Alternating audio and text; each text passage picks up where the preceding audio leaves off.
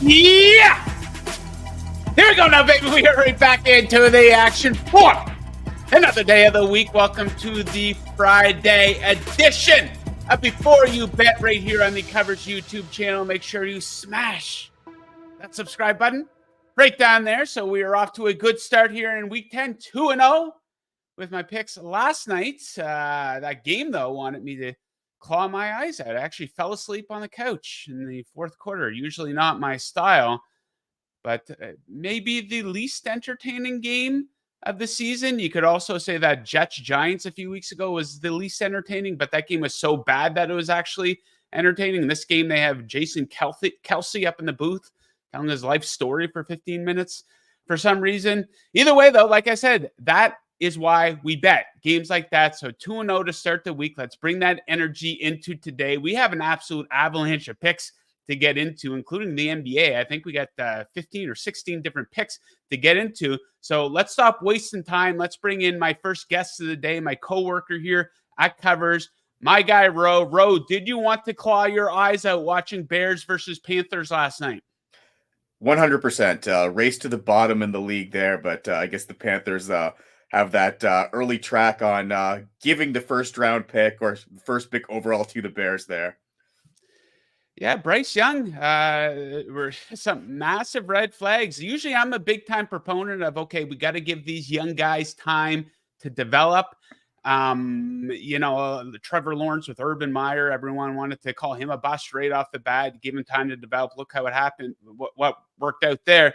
But Bryce Young, we're not seeing a whole lot of positives there. So, we're only at the midway point of the season, I guess. So let's give him another few handful of games before we call him a bust, I guess. Okay, so a bunch to get into, Ro. Let's get rolling here. I will get us started like I usually do on the Friday show. This is our big show, usually a winning program here. So let's get into it. Let's start things off with my 6-point teaser. I'm going to take the Packers up to +9 and pair them with the Bills on Monday Night Football down to a single point.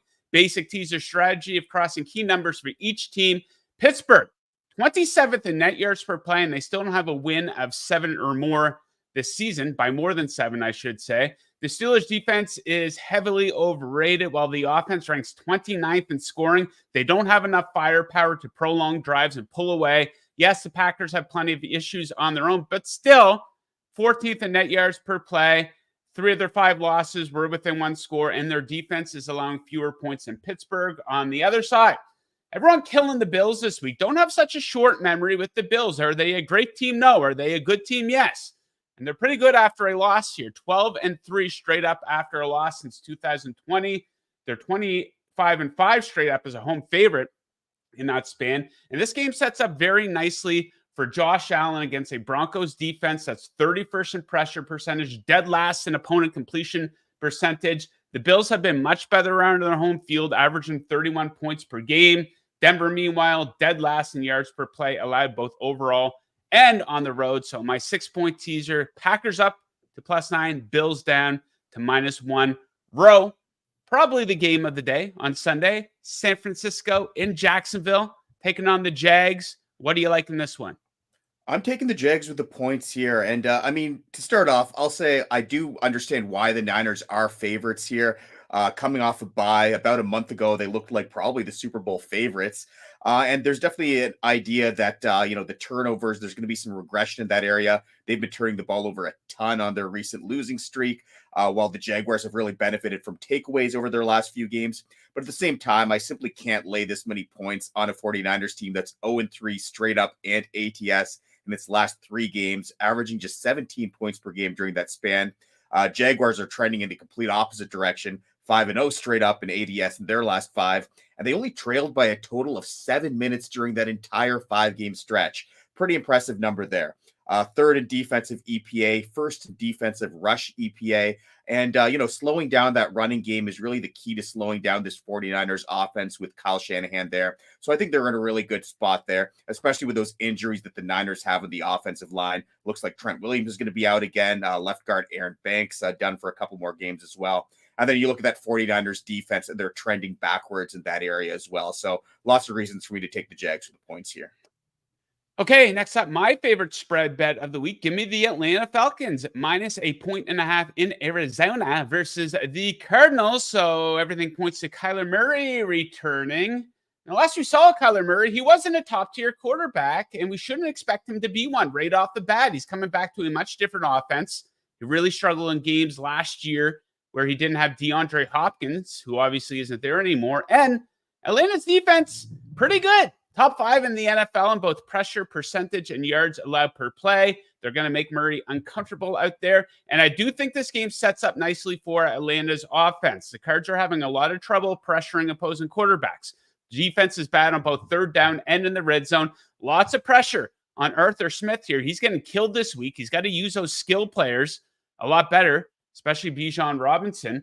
And they have looked better since Heineke stepped in at quarterback. 23 and 28 points scored in the games that he's played in.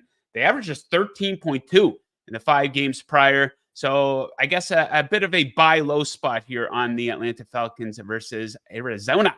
Okay, Ro, trip to Prop City. You got something from Michael Pittman. What are we looking at? You know, I love my receiver props. I'm taking the over on catches for Pittman. Right now, that's over 5.5. You're seeing that at about minus 140 at most books. So trending towards probably hitting 6.5 by the weekend. I'm not scared off by that. I'll hit the 6.5 catches too. This is a guy with 8 catches or more in 6 of 9 games this year, including 3 of his last 4. He ranks 6th in the league in total targets. So he's getting tons of looks from Gardner Minshew there.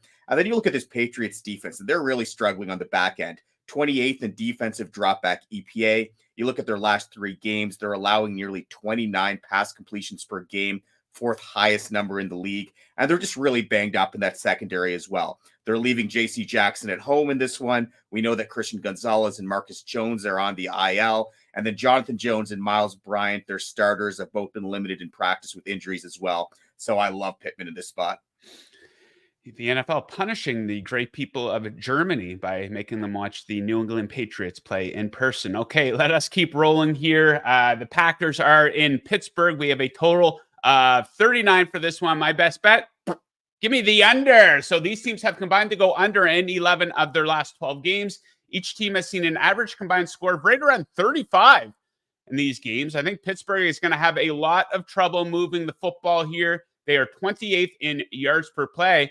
Meanwhile, Green Bay, 6th in yards per play allowed, and don't expect a lot of action in the red zone here. Pittsburgh's offense is dead last in red zone trips per game, where they rank 27th in red zone touchdown scoring percentage. But they are pretty good at limiting red zone trips. They are allowing the 8th fewest red zone trips per game, and each team's defense has been really good in the red zone here lately. 1st and 3rd in red zone defense over their last 3 games, so under 39 points between the Packers and the Steelers. Row, another trip to Prop City. Dalton Kincaid, what do you like for him? Loving the over 53.5 receiving yards for Kincaid here. This is a guy with at least 7 targets and at least 65 receiving yards in his last 3 games. Coming off a season high 11 targets, 81 yards against the Bengals last week. And, sometimes you see these upwards trajectories. They don't make a lot of sense. It makes perfect sense for Kincaid. He's seeing more snaps and targets ever since Dawson Knox, ended up getting hurt. Weeks 3 to 5, he was hovering around that 50% mark in offensive snaps, up to 84 and 90% over the last 2 weeks without Knox. And the Broncos are terrible at defending tight ends, allowing a league worst 71.1 yards per game to opposing tight ends. Their linebackers, Josie Jewell, Alex Singleton, have really struggled in coverage. And the Bills also use Kincaid in the slot, where he's going to be a massive mismatch against Jaquan McMillian. So love this spot for Kincaid here, and I think this number is way too low. Kincaid, okay. A weirdo bet coming up for me now. Lions are in LA to take on the Chargers. I'm going to take the second half under 24.5 points. So not the full game under, just under in the second half. It's at 24.5 points. So here is the reason why.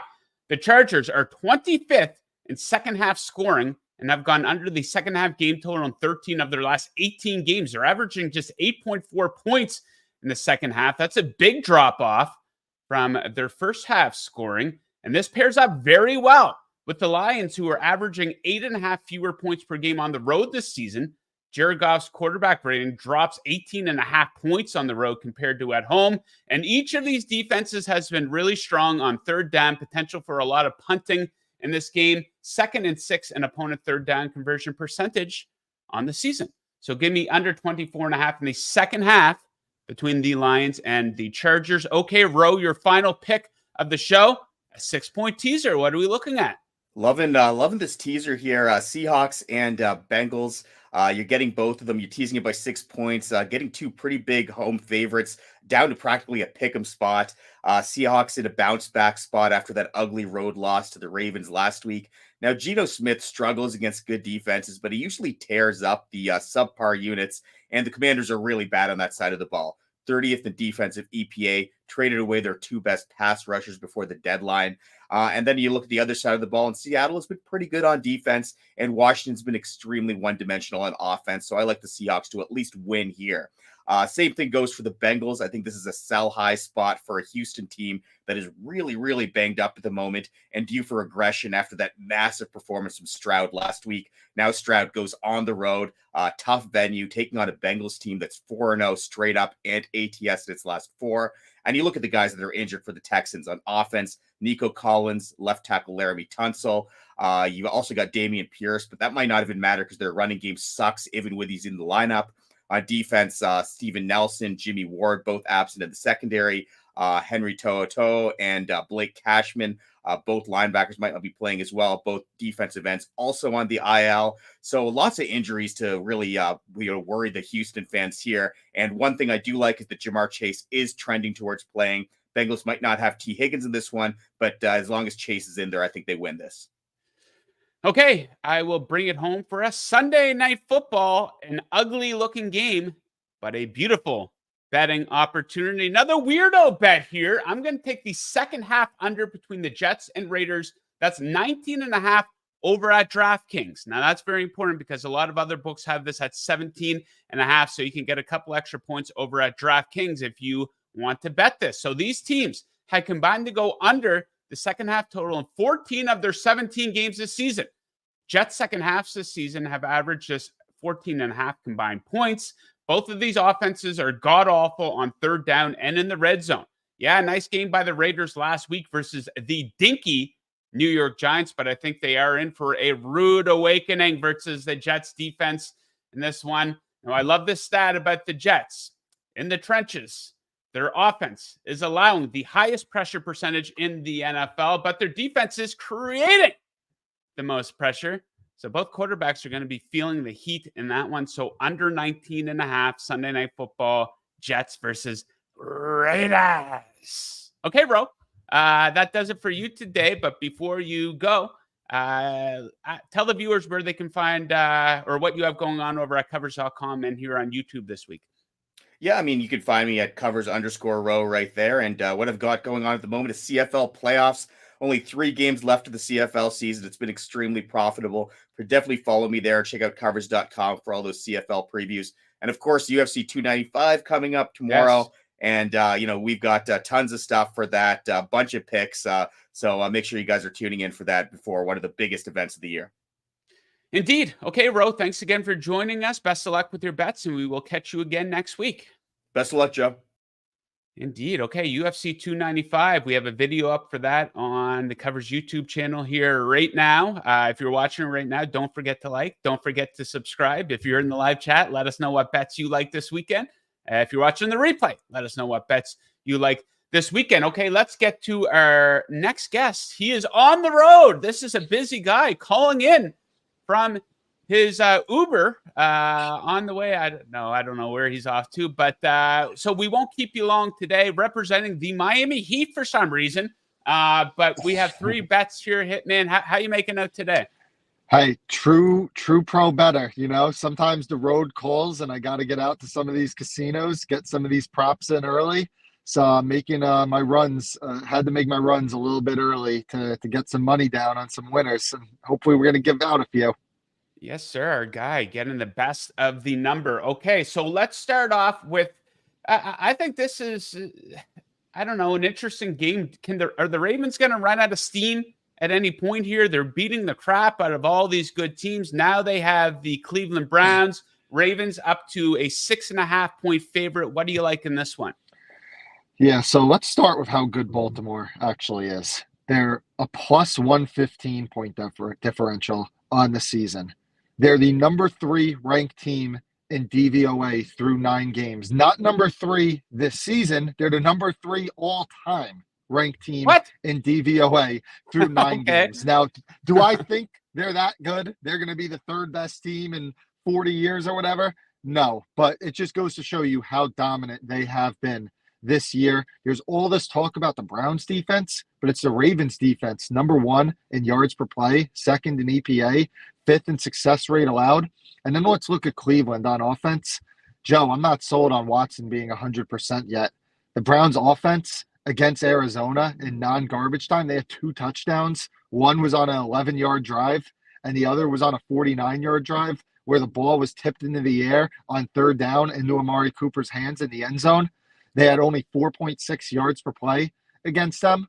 And then add in one more thing to these offensive struggles. The Browns not only down their top 2 tackles from the start of the season, their top swing tackle, DeJuan Jones, is also going to miss this game. So we got a struggling Watson, some offensive line issues. I think Baltimore keeps rolling.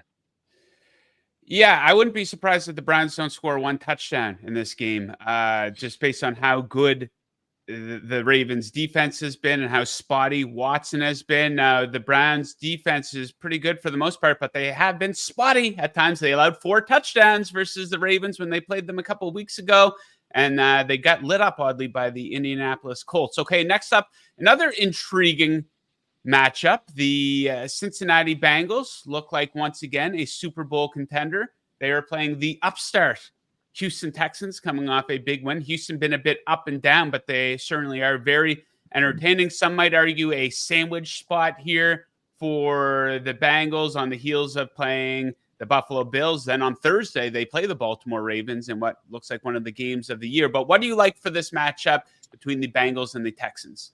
I like the over 47. And, you know, going back to what you said at the start of the show, you were talking about how bad the Thursday night game was with Bryce Young and how he might be looking like a bust.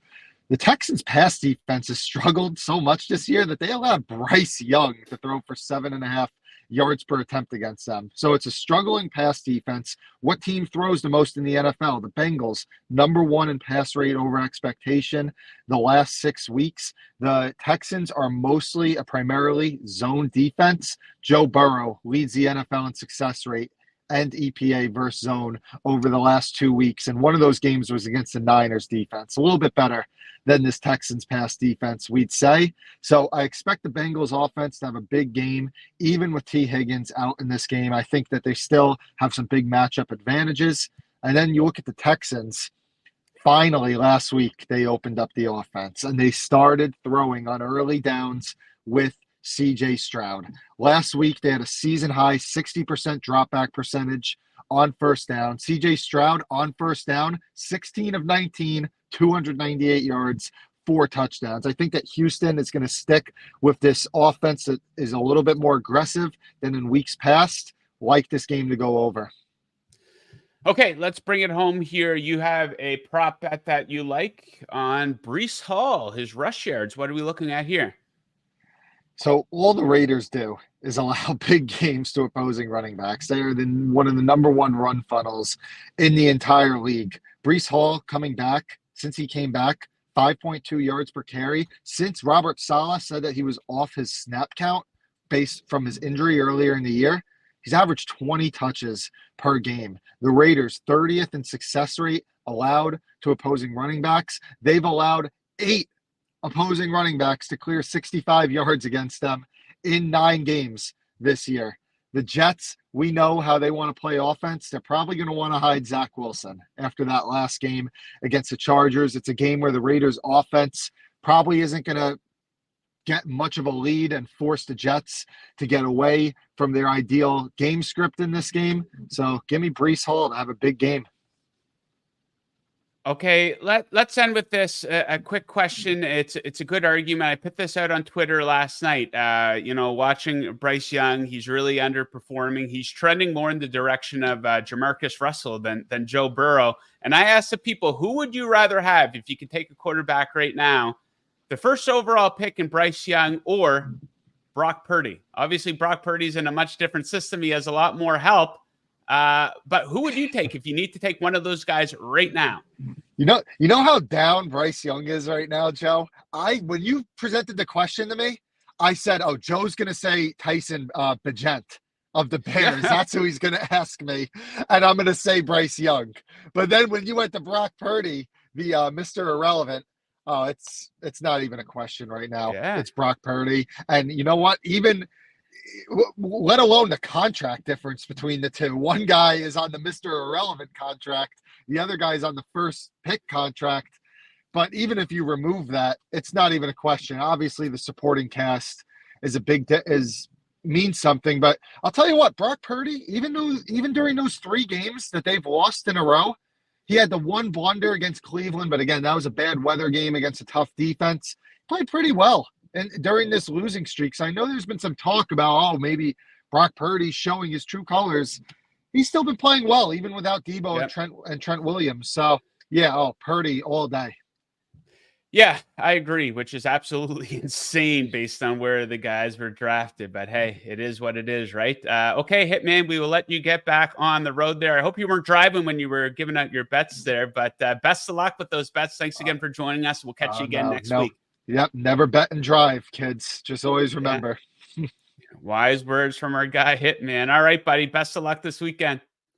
There we go. Absolutely crushing it. And we are crushing it as well at the 21-minute mark of the show. Let's move into NBA 5 total bets with another guy absolutely crushing it. Our guy, Jon Metler. John, how you doing today? Good. Much better after Ben Caro went under on his points yesterday.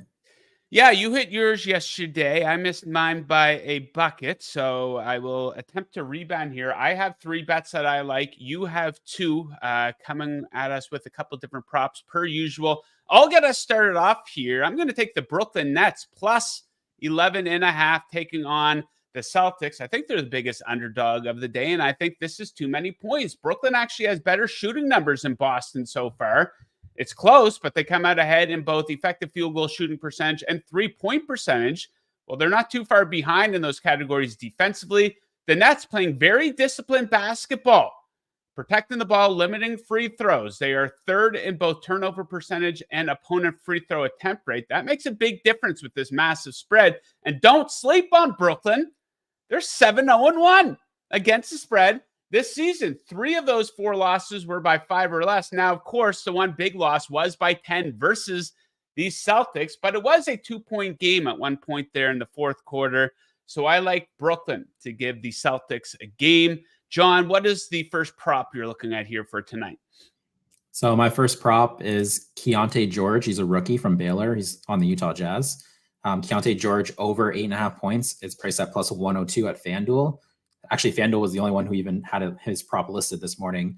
So the thing with Keontae George is Will Hardy told him before their last game against the Pacers, he's starting. He's now the starting point guard. He was pretty hyped about that. His minutes, it was even a blow, and he played 31 minutes. With George, it's interesting because his first game, I think this is kind of flying under the radar here, his points, because he only scored 7, but that's not, and he had 9 assists, but that's not really who George is. George is more of a scorer than a facilitator. So his assist prop came back this morning like 5.5 minus 145. And the props is still like when he was a reserve last week, his total was 7.5. And it's not, and so they moved up by 1 point and he's the starting point guard now. He's on the ball a lot. So like the 8.5, it's not even like it moved from like 7.5 minus 110 to 8.5 minus 140 minus 130. It's plus 102. It's not that big of a move for someone whose usage is increasing a lot.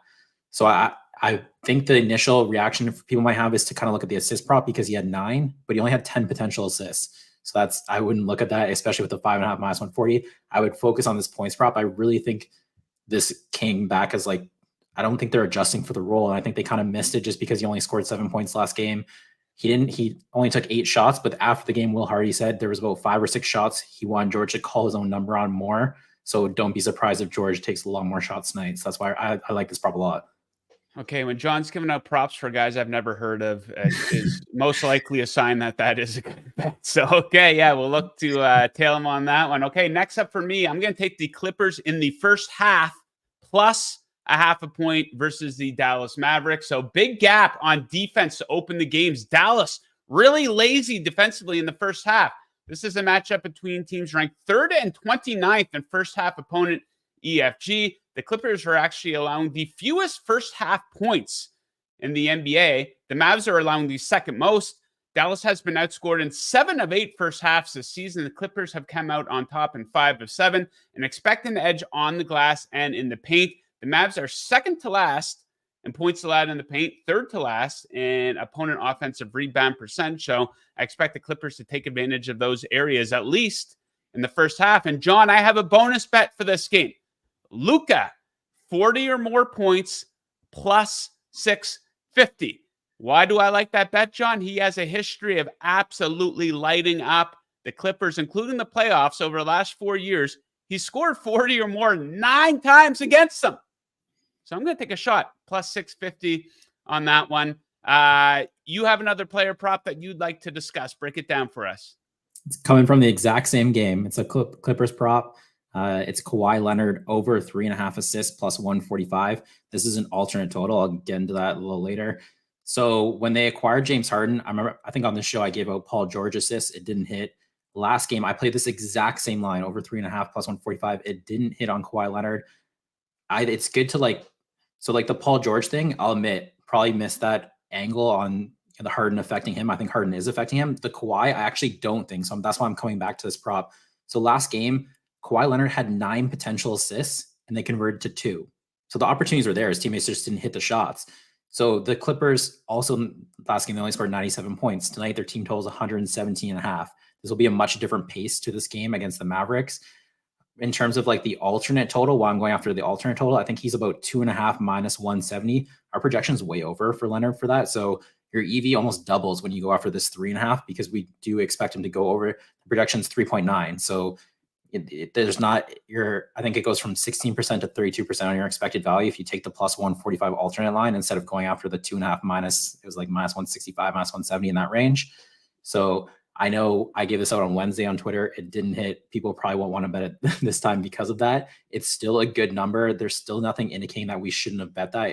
It just, his teammates didn't make the shots. Okay, I'm going to bring it home for us here. An absolute avalanche of picks on today's show. Marquee game of the night in the NBA. No, I'm not talking about Wizards versus Hornets. I'm talking about Suns versus Lakers. And I'm going to take the Suns to cover the first quarter spread, 1.5. So horrendous starts for the Lakers to open games. They are 27th in effective field goal shooting percentage in the first quarter with a minus 9.3 first quarter point differential. They are 2-6 against the spread in the first quarter. The Suns are starting extremely fast, 6-1-1 first quarter ATS record. These teams played last week. Phoenix outscored them by 12 points, in the first quarter in that meeting. And hey, they look pretty good with Bradley Beal rejoining the team in their most recent game as well. So I will take the Suns to get off to a fast start and be up by at least a bucket versus the Lakers in that game. Okay, John, tell the people a little bit about where they can find your work. You can find at sportsbookreview.com and also on Twitter at Jon Metler. Jon Metler, you dropping picks on Saturday and Sunday too? Probably Saturday, not Sunday. Sunday is my wife's 30th birthday, so I will probably not be dropping picks on Sunday. You got to blow her off, John. You got to be like, listen, it's the start of the NBA season. I can't leave the people hanging. Yeah, Saturday for sure. Sunday, I'm going to say no. We're celebrating our birthday. So okay. That is a good man right there, a man of honor and a man of integrity. John, thank you very much for joining us. Best of luck with your bets there tonight and over the weekend, and happy birthday to your wife as well. Thank you. Enjoy your weekend, guys. Yes, sir. Okay. That does it for today. In and out in about 29 minutes. Let's recap the picks for the NFL this weekend. If you missed the start of the show, my 6-point teaser, I'm going to pair the Packers and the Bills. I like the Falcons minus 1.5 versus the Cardinals. I'm going to take under 39 in Packers Steelers. I'm going to take, that says first half over. That's actually second half under between the Lions and Chargers, under 24.5. And also another second half under Sunday Night Football between the Raiders and the Jets. Okay, guys, that does it for today. What a show today. We covered basically everything that there is to cover, but if we didn't cover any of the NFL games that you're wondering about, we have a video up for that on the Covers YouTube channel. We do a video pick preview for every single game. So make sure you check that out. Make sure you are subscribed to the channel. Also, a massive UFC event, UFC 295, going down tomorrow night in New York City. We have our best bets and predictions video up for that as well. So make sure you check that out if you're looking to get in on some UFC betting action. Okay, guys, that does it. Best of luck with your bets this weekend. We will catch you again on Monday.